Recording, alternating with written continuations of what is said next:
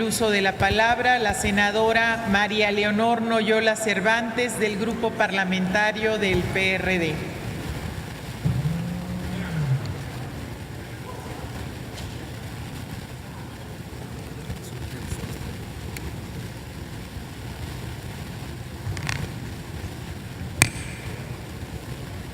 Con su permiso, senadora presidenta. Adelante, por favor. Buenas tardes, compañeras senadoras y compañeros senadores. En lo general, comentando que la ley del Instituto Nacional de los Pueblos Indígenas, que hoy está sujeta a discusión en este pleno, recoge aspectos importantes contenidos en el Convenio 169 sobre los pueblos indígenas y tribales en países independientes y en las declaraciones de las Naciones Unidas sobre los derechos de los pueblos indígenas, con lo cual se está cumpliendo con el principio de convencionalidad previsto en el artículo 1 de la Constitución Política de los Estados Unidos Mexicanos.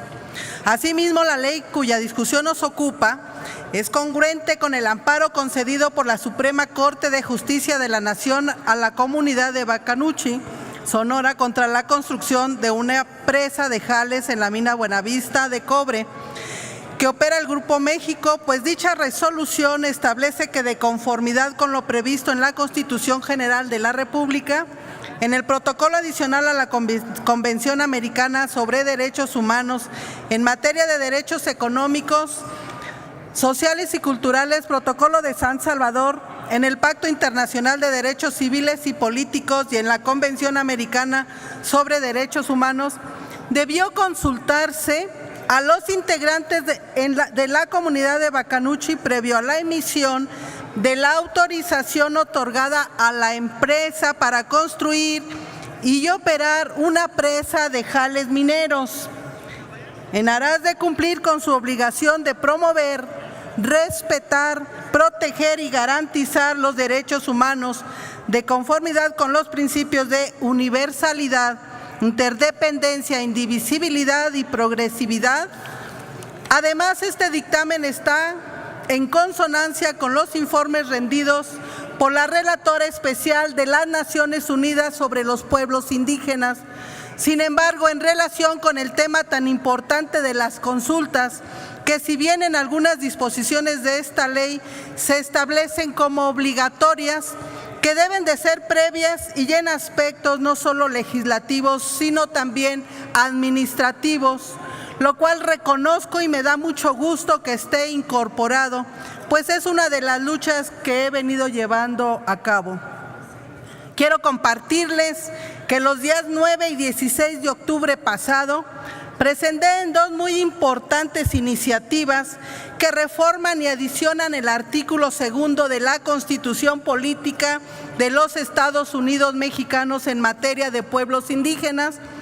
La primera tiene como objeto que los derechos que se establecen en la Declaración de las Naciones Unidas sobre los pueblos indígenas sean obligatorios para el Estado mexicano y se observen con puntualidad en la Federación, en los estados y en los municipios. La segunda iniciativa establece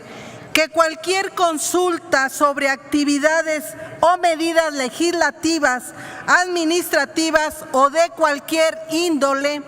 que pudieran afectar a los pueblos indígenas debe de ser previa y debe proporcionárseles información adecuada sobre los impactos sociales, ambientales y culturales de dichos proyectos y posibles medidas de mitigación, indemnización y beneficios,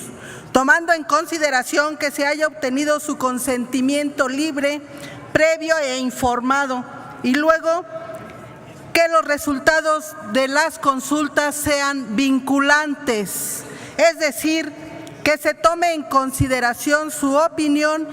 y que ésta forme parte de las decisiones finales que se adopten por parte de todas las autoridades federales y estatales. En este sentido, en congruencia con las iniciativas que he presentado y reconociendo que esta iniciativa tiene avances muy importantes en este aspecto, lo cual, insisto, me da mucho gusto considero que es necesario que esas opiniones sean tomadas en cuenta en las decisiones finales. En verdad, compañeras senadoras y compañeros senadores, el consultar a nuestros pueblos indígenas implica que su opinión sea tomada en cuenta. No dejemos pasar esta tan importante oportunidad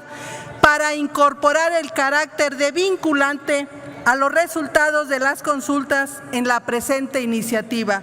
Por su atención, muchísimas gracias. Es cuanto, señora presidenta. Gracias, senadora Noyola Cervantes.